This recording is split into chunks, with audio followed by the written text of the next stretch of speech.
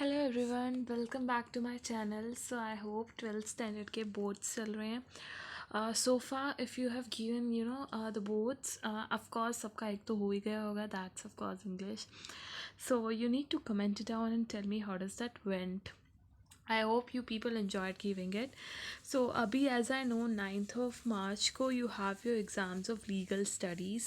So, if you guys have a legal studies, I thought it's my matter of a scope to do that even. So, I thought of doing it with you. So, basically, now I'll be covering Unit 2, right? And two main topics, that's law of contract and law of torts. Okay, that would be a revision series. You can do it, right? Revise from here. So basically, without wasting a time, let's get to our topic. So what is contract? Basically, the keywords written here on the top of this, that is agreement, contract, offer, acceptance, consideration, capacity, measure, consent, unlawful agreement, wager, contingent contract, discharge, breach, and damages. They are all things that this chapter basically talks about. What is contract? Contract is nothing but an agreement which is enforced by the law. Right? What is an agreement? So agreement is nothing but it's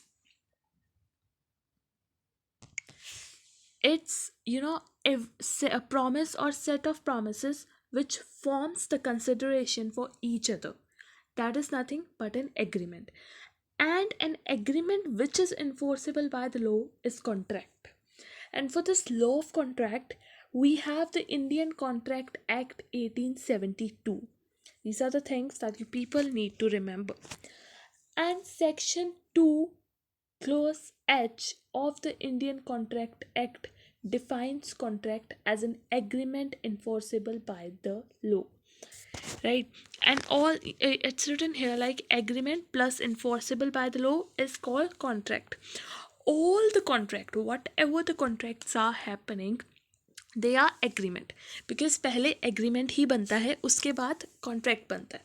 But all the agreement cannot be contract, because agreement may be enforceable by the law or agreement may not be enforceable by the law. It's not compulsory that an agreement would be contract only. There is no compulsory thing such mentioned anywhere कि a contract need to be enforceable by the law only. Like if you give your you give your friend a promise that I'll give you this pen, that is between you people, but that's not enforceable by the court, by the law, right?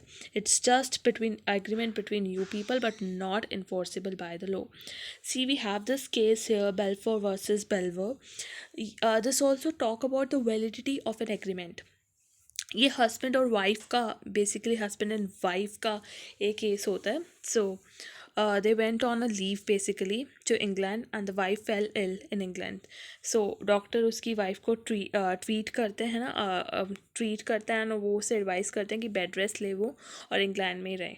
सो उसके कारण तो wife जो होती है वो England में ही stay करती है. एंड जब लीव ओवर हो जाती है तो husband went to somewhere else, वहाँ पे एम्प्लॉय हो जाता है. So he basically promise to his wife कि वो उसे पर्टिकुलर एक्सपेंडिचर करने के लिए इतना अमाउंट देगा, ठीक है, हर month.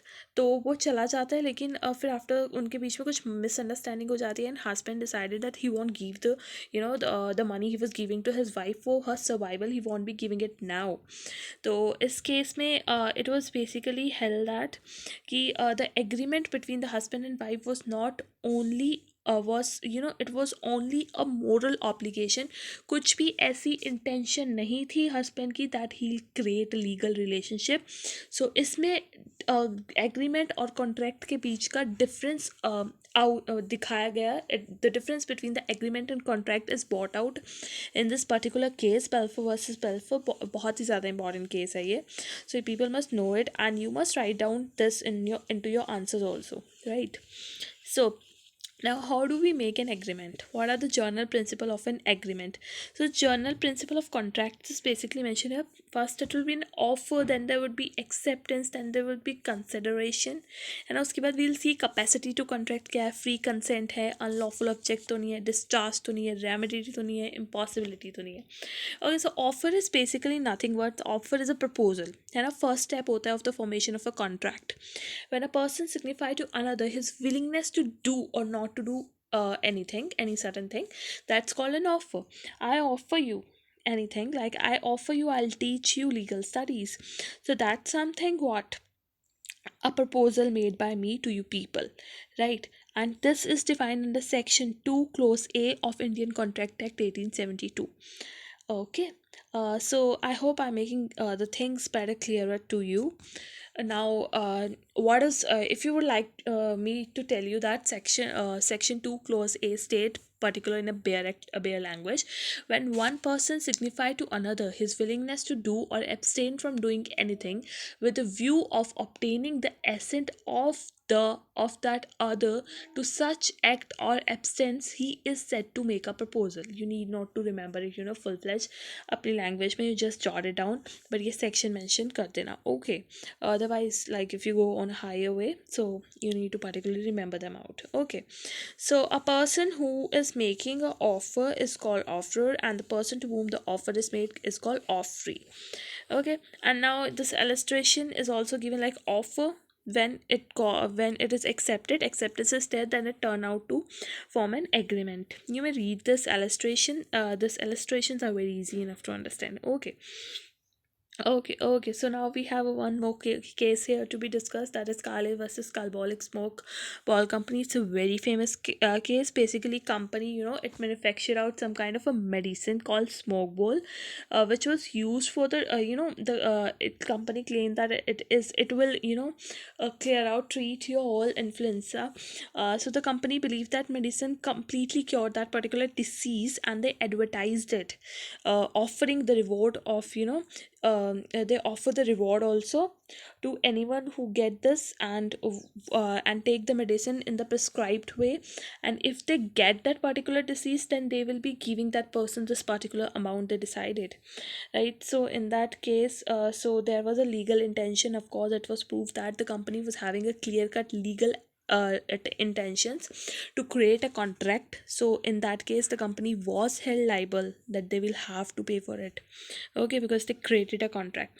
Now we talk about consideration. Consideration is an important element in the contract, a very important element in the contract. A contract without consideration is not valid. Consideration is required in the contract. Consideration is something means in return, like I offer you a service, you'll be giving me something. That's a consideration you're giving me for that. So consideration is something very important. Now let's see this illustration. A offered to sell his car for 50,000 to B. B accept the offer. In this case, the consideration of the A is his car, is his car, and consideration for B is rupees 50,000. So consideration, like if I give you, something, like I'm a shopkeeper, particularly I give you, whatever you say, you take pens from me or whatever, so you'll have to pay in return something to me, right? So that's what is consideration. Consideration is very important. We have this landmark case also here, that's Durga Prasad versus Valdo. So the plaintiff basically constructed some shop at the request of the district collector in the town, right. So वो shop construct कर देता है district collector के कहने पे. So defendant apart from the rent promise to give the 5% commission to the plaintiff on all the articles sold through the shop in consideration of the huge amount spent by the plaintiff in construction of the building.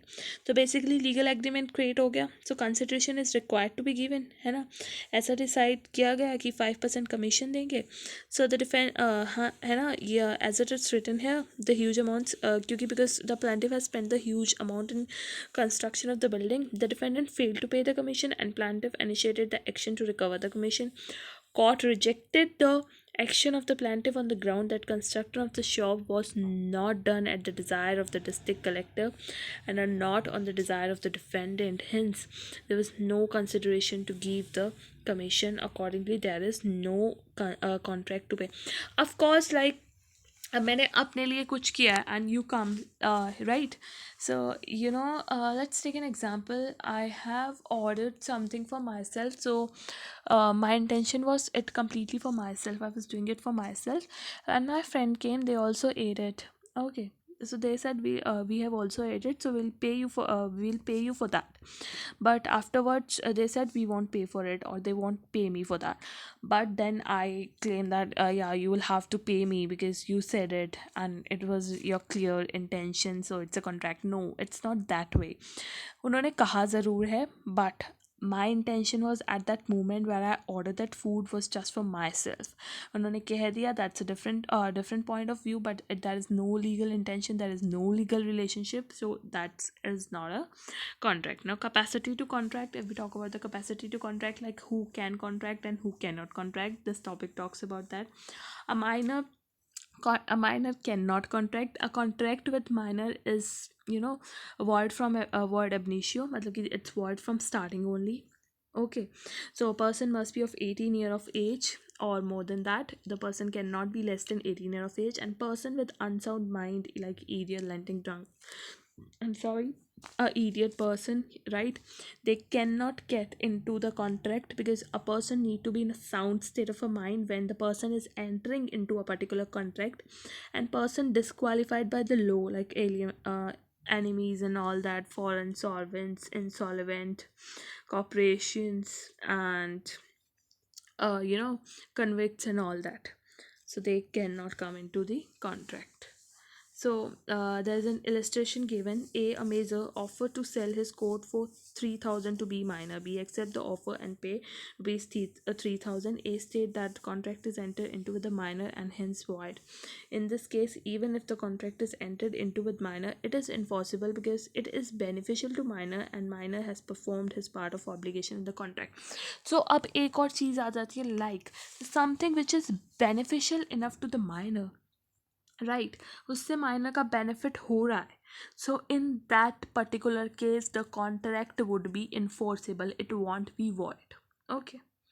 Now, consent is also a very important thing. So consent is an important criteria while entering into the contract. So there should be free consent. Basically, without the consent, if forcefully you enter into some contract, that contract is void at the option of the person who was forced to enter into it. Okay. Like आपके वो कहते हैं आपके sir के ऊपर कोई बंदूक रख के कह रहा है कि इसको एग्रीमेंट को साइन कर जल्दी से. सो इन दैट केस आप कॉन्ट्रैक्ट में विलिंगली एंटर नहीं कर रहे हो, forcefully you have entered into it, right. So unlawful agreement हो जाते हैं illegal immoral agreement against a public policy और वेजेस वाले, right. Now let's see this illustration. A enter into an agreement with B to share the profit by giving the false assurance to the public to get them job in Singapore. The agreement involved cheating, which is fraudulent act. The agreement is unlawful and hence it is void, completely void. Okay, so as per the Indian Contract Act, agreement entered into by the way of the wages are not enforceable. Let's take this illustration into consideration. A agreed to give rupees 1,000 to B if India wins the match on 4th August. B agrees to pay A the sum amount if India does not win the match. The agreement is a wager. It is void. I hope every one of you know what is wagering is. So wager is a contract where one person promised to pay the other money on the happening of the uncertain future event. This word, I mentioned here, these uncertain future events. It's very important, right? Okay, so uncertain future event, and other person promises to pay on the unhappening of that event. So so there's a reciprocal promise involved in the wages.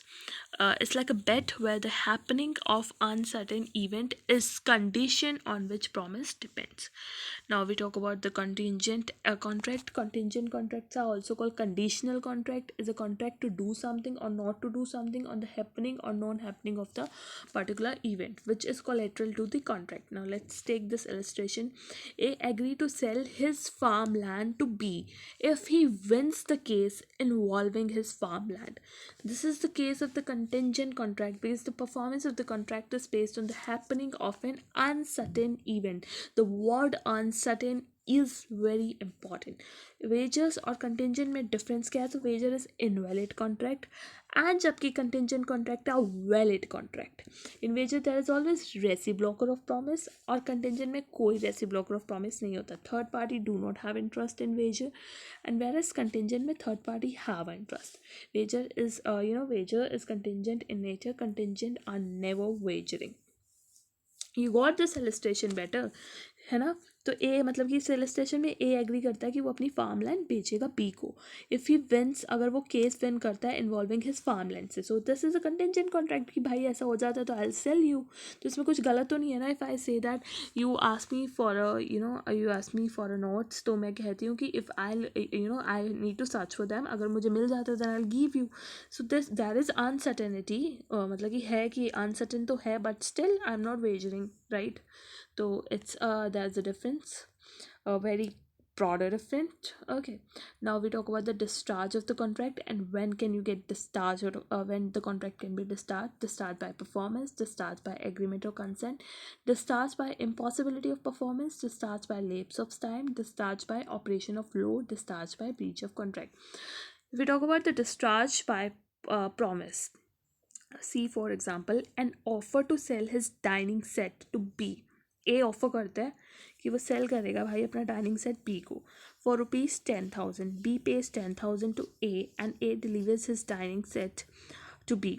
Has contract gets discharge by performance. Perform कर दिया contract, तो वहाँ पे हमने जब मैंने अपनी duty कर दिया तो contract is over from my side and from the person side itself. Okay, now discharge by agreement or consent. agreement और consent से कैसे discharge होता है? नवेशन होती है, new contract is substituted for an old one. पुराना चल रहा था उसकी जगह नया बना दिया तो पुराने वाला कॉन्ट्रैक्ट इज लाइक डिस्चार्ज हो गया.